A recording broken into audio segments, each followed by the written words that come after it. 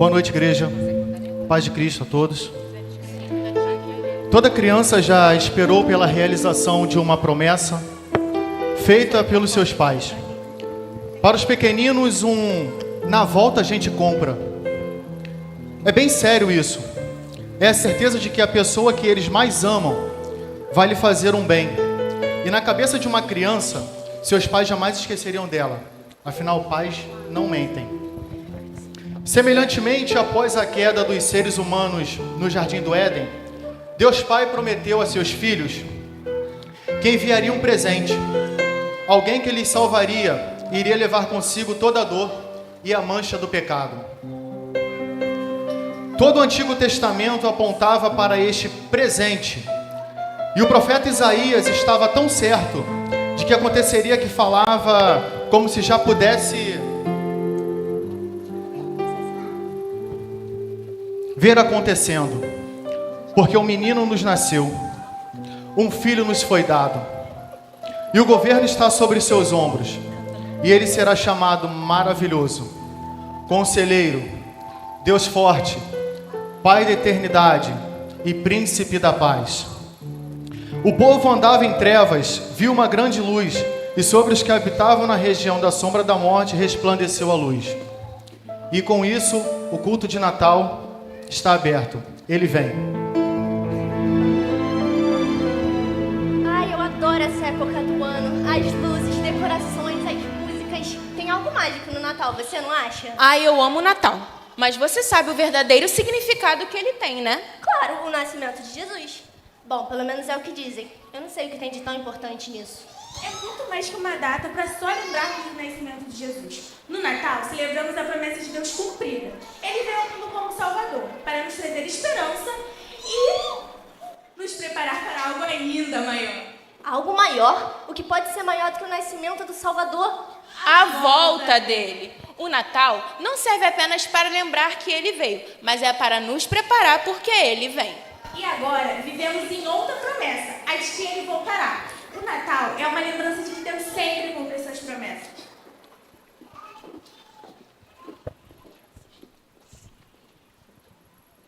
Então o Natal não é só olhar para trás, mas também olhar para frente? Exatamente.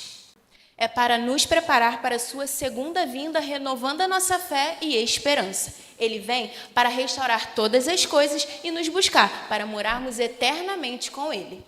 Então, enquanto esperamos, devemos viver a nossa vida de uma forma que demonstre esse amor. É isso que o Natal nos ensina, a estarmos preparados e a espalhar a mensagem da esperança. Sim, ele veio e ele voltará. Vamos ver essa verdade todos os dias. Amém? Amém. Amém. Assim como todas as tardes Deus ia até o jardim conversar com o homem, Jesus Cristo procurou ter relacionamento com toda a humanidade.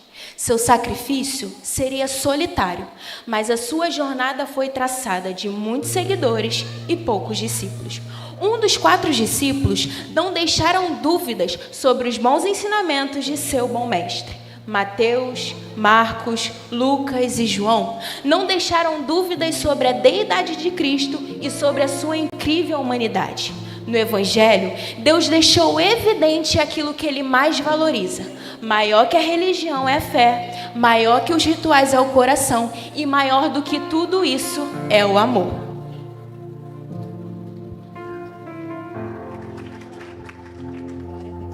Muitos já prometeram morrer de amor por outra pessoa. Cristo cumpriu essa promessa, nos livrando da pena de morte por nossas culpas e nos convidando a não morrer, mas a viver por Ele e como Ele viveu. Réplicas do seu amor, pequenos cristos, ou seja, cristãos. Entre os discípulos do Filho de Deus, havia um que não entendia o significado da missão de Cristo e, por ganância e algumas moedas, traiu o ser mais importante que já viveu. Numa sexta-feira, ele se deixou capturar, ainda que tivesse poder para resistir. Se deixou julgar, ainda que não tivesse qualquer culpa. E por amor, se deixou matar, ainda que muitos zombassem dele. Pela manhã, o puseram numa cruz. À tarde, ele morreu. Lágrimas e lamentos se ouviam em Jerusalém. Mas no domingo, ele ressuscitou. Se mostrou aos discípulos e foi para o céu, onde hoje está e eternamente estará. E lá ele nos preparou o lugar. Aleluia!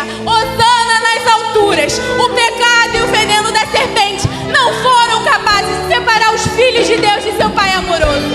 Cristo nos ensinou que o Pai Todo-Poderoso é Pai de amor.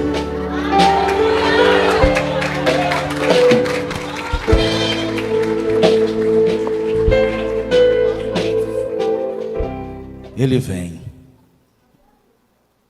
Ele vem.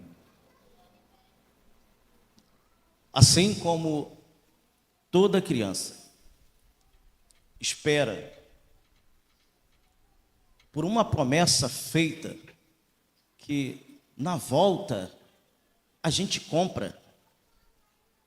Assim como o coração e a expectativa desse na volta a gente compra, confiando naquele que fez a promessa, que não vai tosquenejar, que não vai decepcionar, assim ela aguarda o cumprimento da promessa, porque sabe que quem fez a promessa é fiel para cumprir.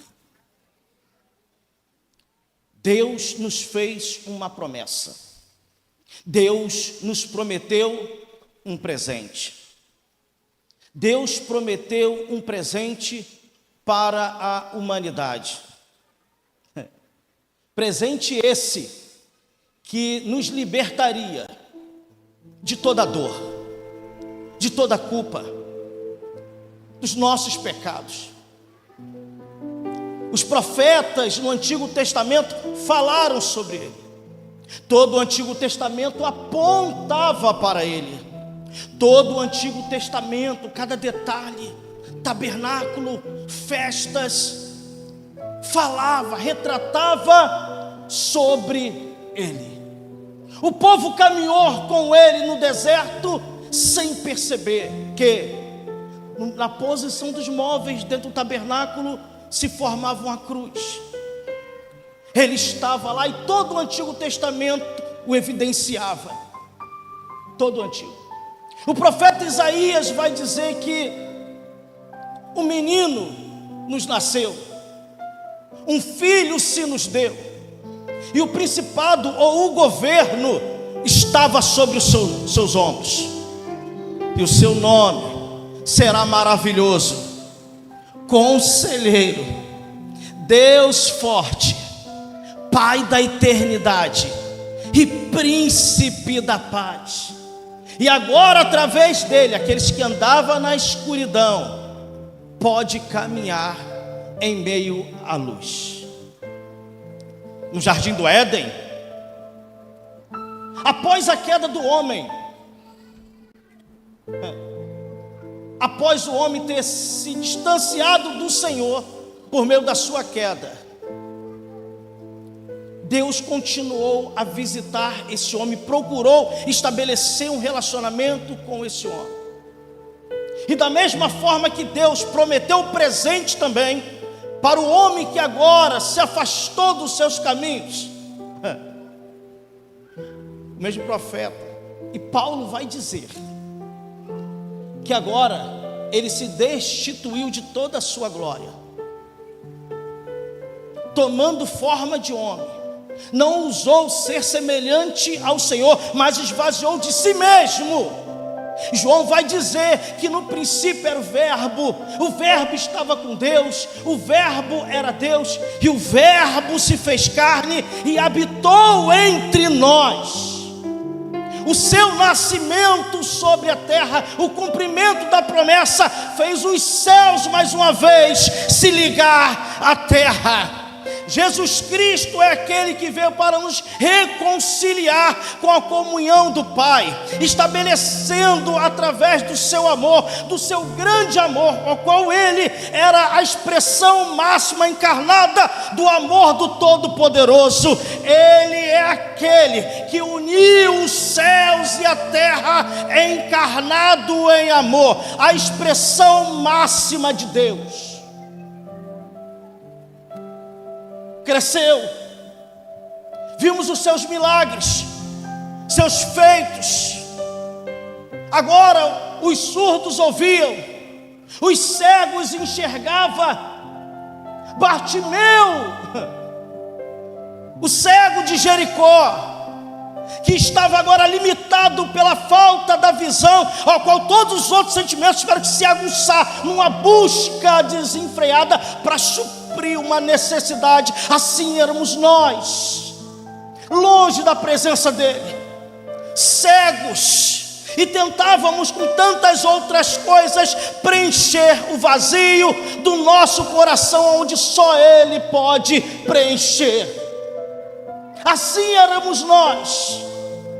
Mas uma vez que nós nos encontramos com ele, conseguimos deixar, ou abrimos o nosso coração para que ele entrasse e fizesse morada, aquilo que era escuridão passou agora a ser dia, a ser luz.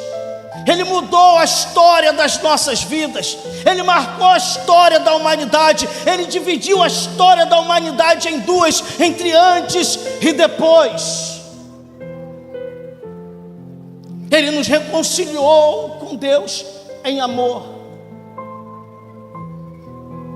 Amor tanto que se entregou a si mesmo, se entregou e permitiu-se ser julgado. Numa mesa aonde todos estávamos, aonde pelo preço deveria se pagar seria ele, acompanhado por alguns discípulos, uma multidão que o cercava. Ele distribuiu o pão numa noite, e ao distribuir o pão naquela noite, agora ele chama alguém de amigo, alguém que recebeu, onde a recompensa foi a traição e o valor a ser pago foi um beijo. Mas ele permitiu-se ser levado, permitiu-se ser julgado, permitiu que lhe tirassem a vida. Na sexta-feira, de manhã todo o processo, à tarde ele exclama: Pai, está consumado. O véu do templo é rasgado de cima a baixo. O primeiro dia, o segundo dia, o sábado do descanso, parece que nada acontece. Houve-se choro pela cidade de Jerusalém, houve sussurros, houve-se lamento. Mas ao terceiro dia, a morte não pôde resistir. Ao terceiro dia, ela não pôde o deter. 3 dias se passaram, ela não conseguiu paralisar. A morte teve que abrir, a morte teve que ceder, e teve que deixar sair de dentro da sepultura o unigênito Filho do Pai, o Deus encarnado todo-poderoso, ao qual vimos a manifestação total do amor de Deus incorporada em carne na vida de Jesus. Nesse momento agora, se no primeiro momento do nascimento ele uniu os céus à terra, através da sua ressurreição ele uniu a terra aos céus, mais uma vez. E aquilo que estava desligado agora, voltou a ser ligado naquele que tem o poder de mudar a nossa história e a nossa vida. Ao ascender aos céus agora, depois de ter passado umas 40 dias, e tendo 500 pessoas como testemunhas, chega o dia que ele tem que retornar. E a voz do anjo vai dizer assim: ó varões Galileu, o mesmo Jesus que vocês veem subir é o mesmo que há de voltar. Maranata, Maranata, Maranata, hosana nos céus e nas alturas. Aquele que é digno de honra, de glória e de louvor, ele vem, ele vem, ele vem.